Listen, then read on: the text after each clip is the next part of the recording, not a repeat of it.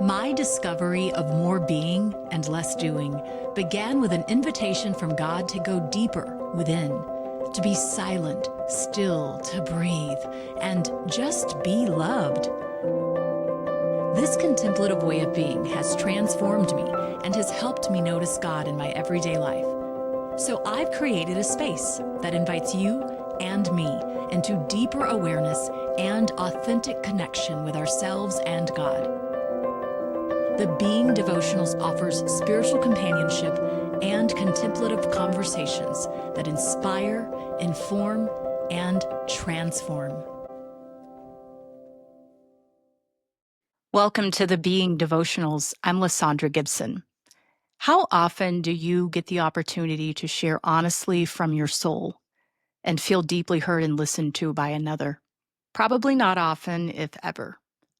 Well, there is such a space that makes room for that, for you to be seen and known, to know yourself and God more deeply, and it's called spiritual direction. So on today's episode, I've invited Kathi Gatlin to join me in sharing about spiritual direction, what it is, and why we both love this work so much. Kathi is a compassionate contemplative who enjoys walking alongside others on their spiritual journeys. As a spiritual director, supervisor, and speaker, Kathi facilitates spiritual formation, education, and retreats. She has a DMin in leadership and spiritual formation from Portland Seminary and a Master of Education from George Fox University. Welcome, Kathi. Oh, thank you, LaSaundra. Thank you for inviting me to this space. I'm really looking forward to this conversation. Me too. I know it's going to be a good one because we've had many conversations. I should say that, Kathi is my supervisor in spiritual direction, and you've been such a support for me in this as I'm starting sort of new in this work and been affirming of what you see in me. So I'm really thankful to know you and to talk about something that we both love so passionately. Yeah, thank you. Me too. So your spiritual direction practice is called Boldly Loved. And I love that, by the way. And you say that it takes courage and vulnerability to be seen by God, ourselves, and others. Tell us more about that. We have so many things that we try to be and that we try to earn and we try to look like and we try to meet people where where we think that people expect us to be. But when we become vulnerable, almost naked, if you will, it takes really a lot of courage to be able to show up in that kind of space where not only can another hear what's going on inside, but we hear the things that we often hide or think we need to hide. So being boldly loved and loving boldly is kind of more of the longer name of my ministry. And it comes from my own journey of being afraid to be vulnerable, trying hard to fit in places where, you don't necessarily feel like you fit in. And and the courage is letting go of those things we think we need to be so that we can actually be who we were created to be. And then to be allowed to be loved and seen and known from that space. It's beautiful. Yeah, and as I opened this up, I shared how spiritual direction is a space to be known, but also to know ourselves better. And I think that it takes courage to really discover, and we're always discovering more and more things about ourselves. For me, spiritual direction is a practice of spiritually companioning another, walking alongside them, as you said that you like to do. And really, it's about helping a person learn to discern God's voice, to listen for God's voice and their own inner wisdom, their own voice. And I also like to say that it's spiritual direction is helping a person notice God's activity in their life. And ultimately, all of these things really lead us into deeper awareness and deeper authentic connection with ourselves and God. How do you define spiritual direction? It really depends a lot on who's asking, right? Yeah. And so the walking alongside, accompanying someone as they uh, kind of navigate their life with God, recognizing the places that they try to earn it, and noticing that God's really present with them just as they are, that they don't need to be anything different. So defining spiritual direction, I had my first supervisor, Bill Zolke, he would say, it's watching the one you love another. And Mm. and I think it's that, and I think it's also more, it's recognizing that love. Jeff Savage defines it as kind of walking in a field together and noticing the flowers along the way. I define it more as kind of a sandbox where I host the space that somebody can come in and play as they feel invited to or willing or vulnerable enough to do. Um, it's noticing God, it's noticing themselves as beloved. And it also opens up their relationship not only with themselves and God, but with other people too. It really engages our spirituality, and spirituality kind of is defined as a connection. It's connection with ourselves and something bigger than us, God, and it's connection with other people. I like that sandbox metaphor. I'm It really helps me not to picturing that. take, yeah, it helps me not take responsibility for the space because that would be my tendency, right? Right. Yeah, and you think about the metaphor, sometimes it feels like there's always this person who's kind of isolated, who's not been invited to play in the big field with the other kids, and so they're alone in this little sandbox playing by themselves, but we're not alone in that space. There's someone in there with us Yeah. sort of just being together and playing together and noticing together, which is what that direction part is. It's a companioning, it's a guiding, Mhm. it's not really a kind of a leading as in I'm telling you what to do and I'm going in front of you. A lot of people call it spiritual companionship or accompaniment, but there's a real history to spiritual direction. And I think that's the gift of using that word. And it really isn't about, yeah, just like you said, it isn't about me telling you what to do or you telling those you walk with what to do, but it's noticing together. Yeah. Well, I was going to ask you about the history. A lot of people do ask me, they say, is this some new age thing? Because, it can kind of sound a little woo woo to people. And I'm like, Yeah. no, actually, there's a rich history. There's a rich ancient tradition of spiritual direction that goes back to the third century.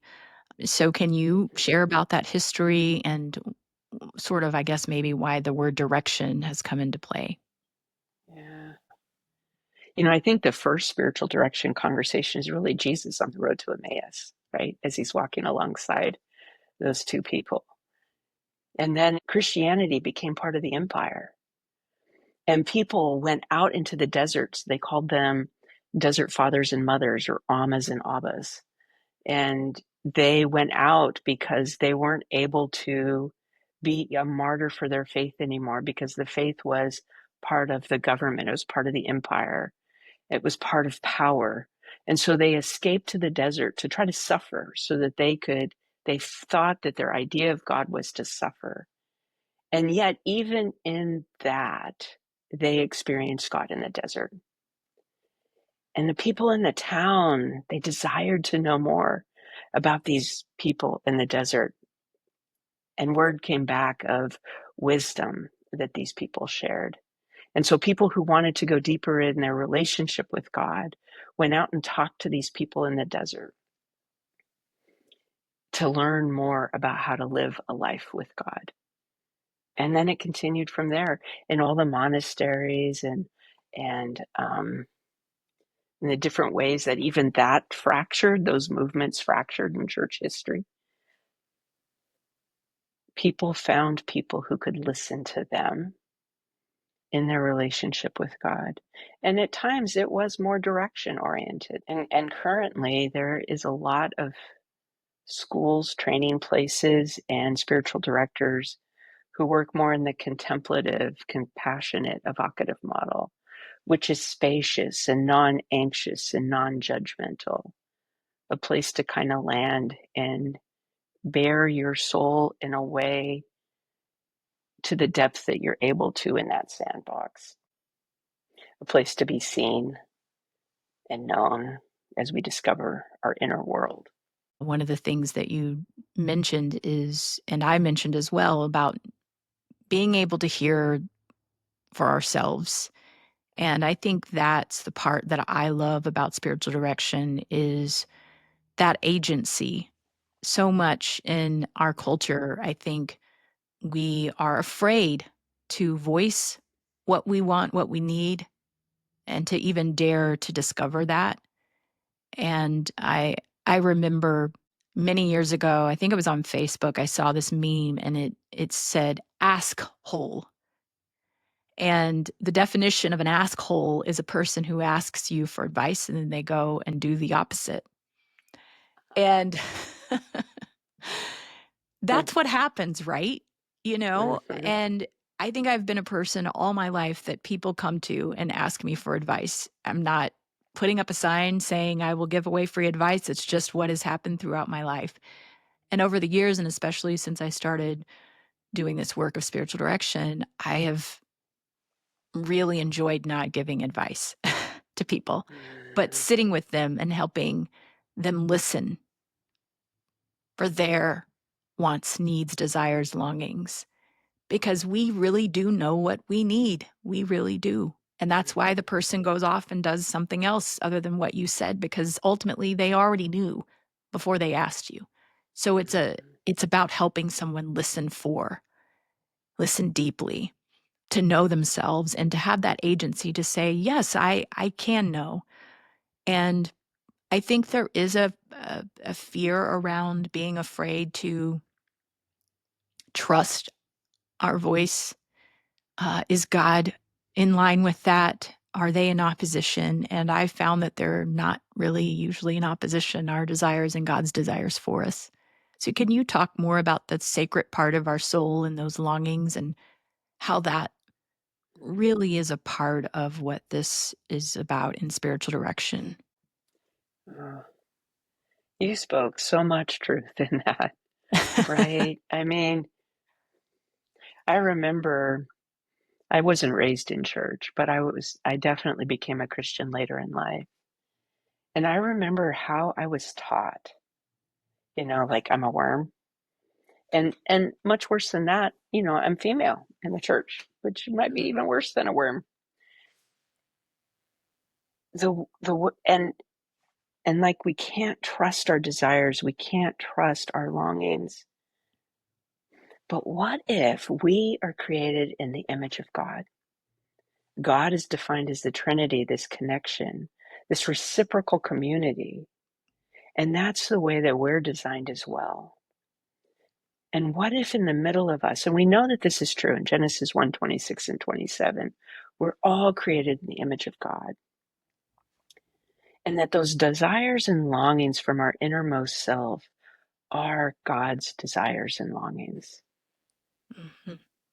And what if God desires that even as much, if not more, than we do? And what does that say about the God that we believe in? Yeah. Yeah. We don't trust it. We've been taught that it isn't safe, that it isn't true, that our heart lies to us. And we have so disconnected.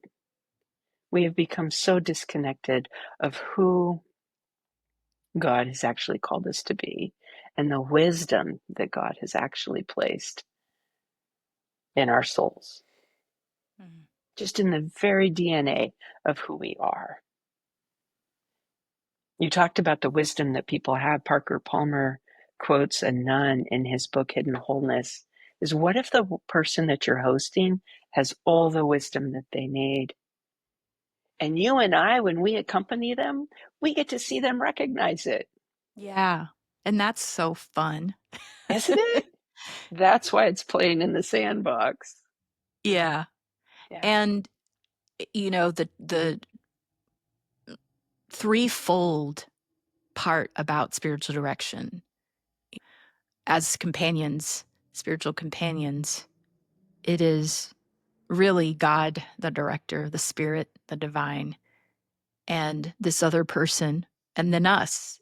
And we get to sort of listen for and notice with, and, oh, I see something over here. What do you think about that? And so it is not directive. It is really this dance between the three of us that are joining together to help a person know themselves and know God more deeply. And many times I have this knowing, this discerning that let's be silent for a moment. I'm going to step back and let God speak to this person. Mhm. And God always does. And I'm out of the way, and it's a conversation between the two of them. Yeah. And it's so cool to be able to facilitate that, but to know when it's my time to step back and let the Spirit speak. Yeah. And that takes, even for you, a trusting the knowing, trusting your knower that you are hearing uh, this the step in the dance that God's inviting you to take a step back, right? Yeah. You have to learn to trust that. Yeah. Yeah. I'm curious to know what's your favorite thing about this? And I'm curious to know the kind of people that you meet with. I meet with a wide variety of people.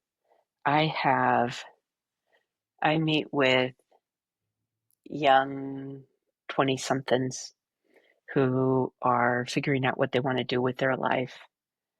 I meet with young moms who are trying to figure out how to navigate a relationship with God in the midst of children, and all the way through to people who have lost their spouses and are kind of more engaging in the end of life. So many different kinds of conversations.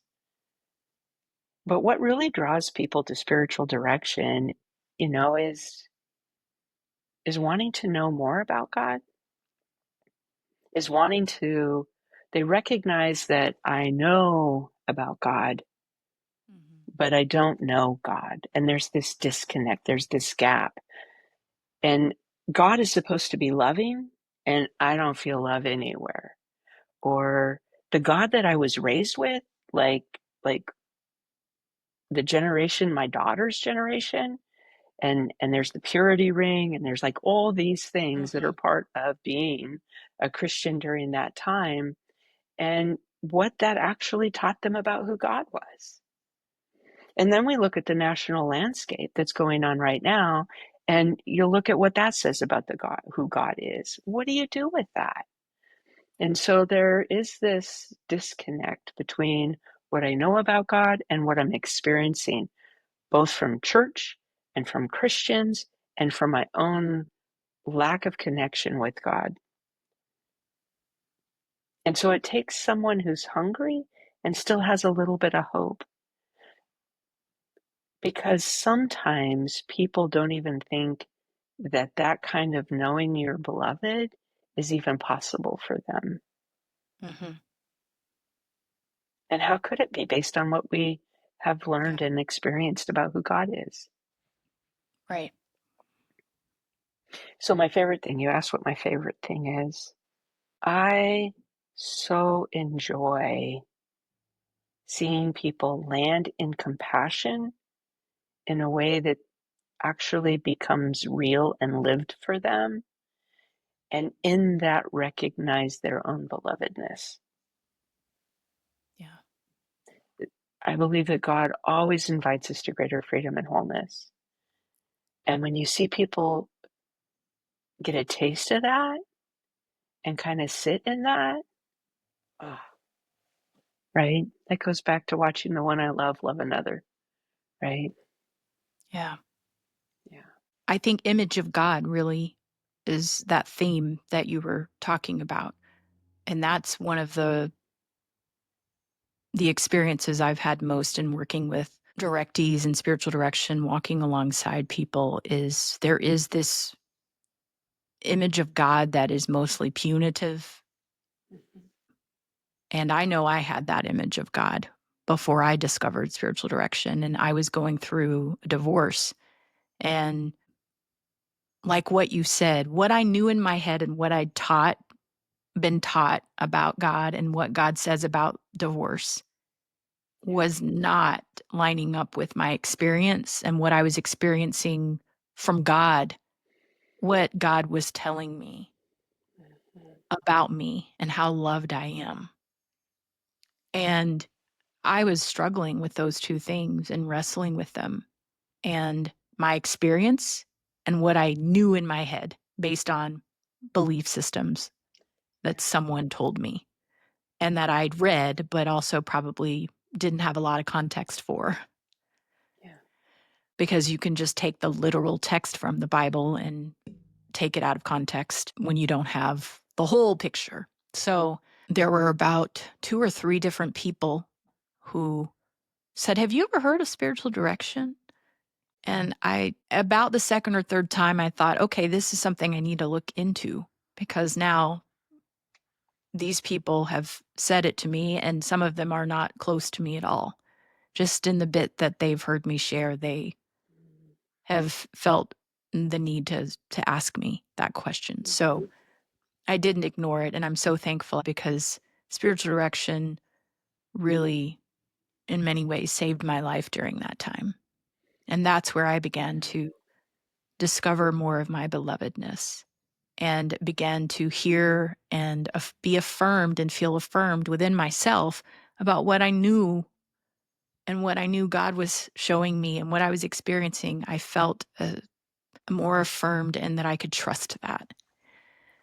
And the person wasn't telling me what to do at all.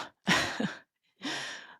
So that was my experience with it. And when I meet with people, the reason I love it is because oftentimes, they will come and say, I want to be closer to God. It's so amazing to start to notice that they're like, I was just doing this the other day, and they notice God in the most mundane, everyday things.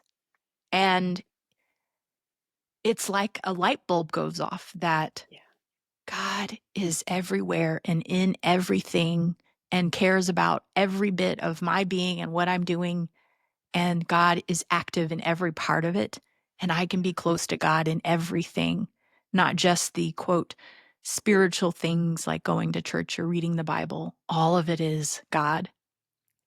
And Uh-huh. so that is so cool to watch, helping Yeah. people notice God in their everyday lives.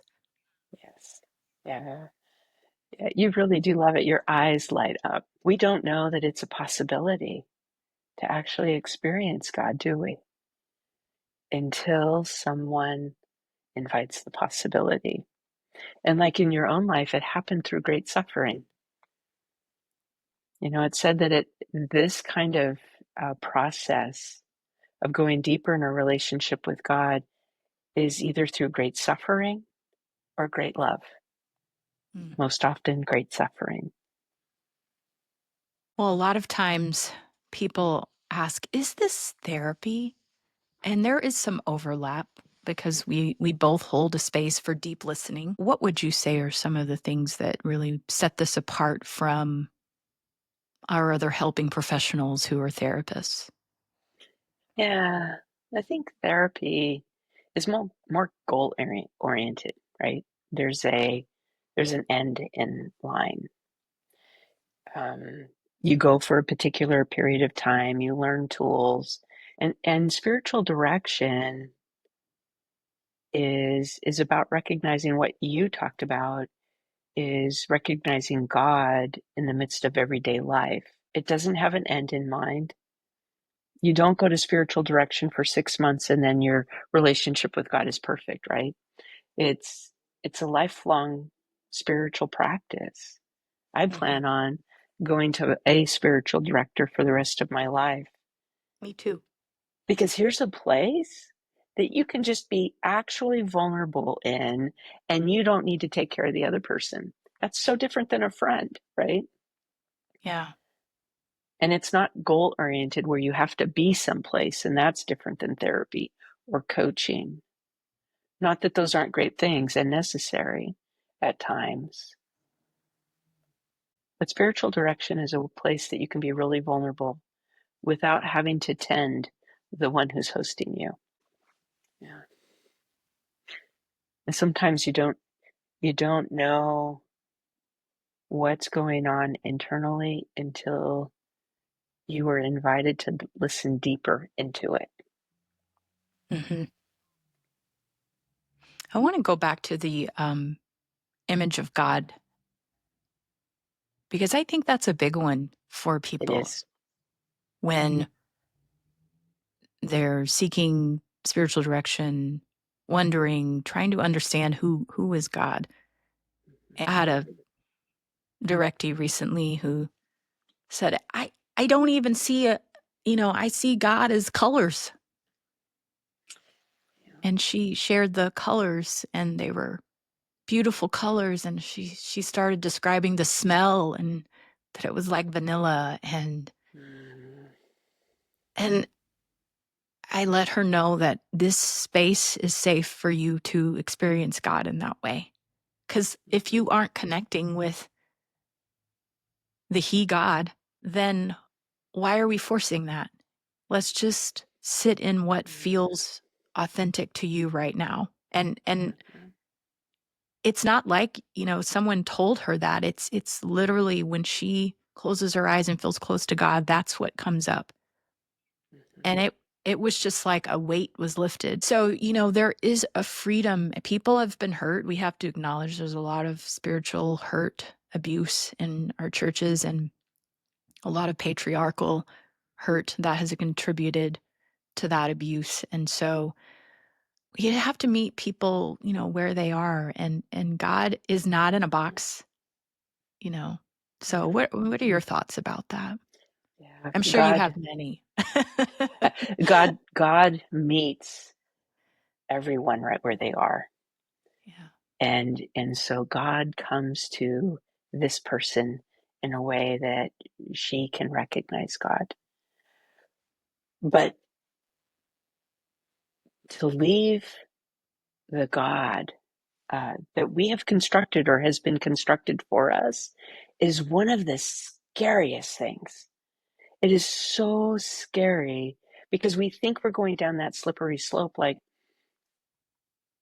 yeah, but if that's not God, then, like everything's not true. It's like we're killing God. But when we look back, we can recognize that the God that we have known has been with us all along. So here is this person.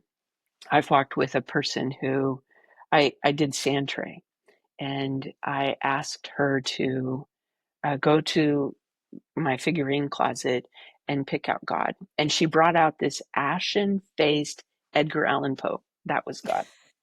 It's like, oh my goodness, I wouldn't be able to go to church either, right? And then I asked her, like, where is it that you actually really do experience, love or something bigger, or had a different image, understanding of God. And as a child, it was in a cornfield. So we started calling God the God of the cornfield. Mm. God meets us right where we are in a way that invites us. God doesn't push a particular box on us, but yet our box, we all have a box and understanding of God. And God enters that box and expands that box to be bigger. And Mm. then God enters that box and expands it to be a bit bigger. And that's our lifetime journey of spiritual formation, right? Where Yeah. we have an orientation, a disorientation, which is painful, and then a reorientation, which is a larger, more spacious image of God that we can believe and begin to trust. Calls us beloved. But that's how come it's so scary, right? Yeah. Yeah. I love that image of, the expansion that's happening. And it really is not this linear race that we're on to get somewhere, That's Western God. culture. Right. Yeah. Um, our wholeness is this beautiful circular journey that is always expanding. And how can God get smaller in that space? God gets bigger. And I think about Moses, and I don't know if there's been an episode that I haven't cried on yet. I cry every time. But I think about God saying, I am that I am. Mm. I am. I am.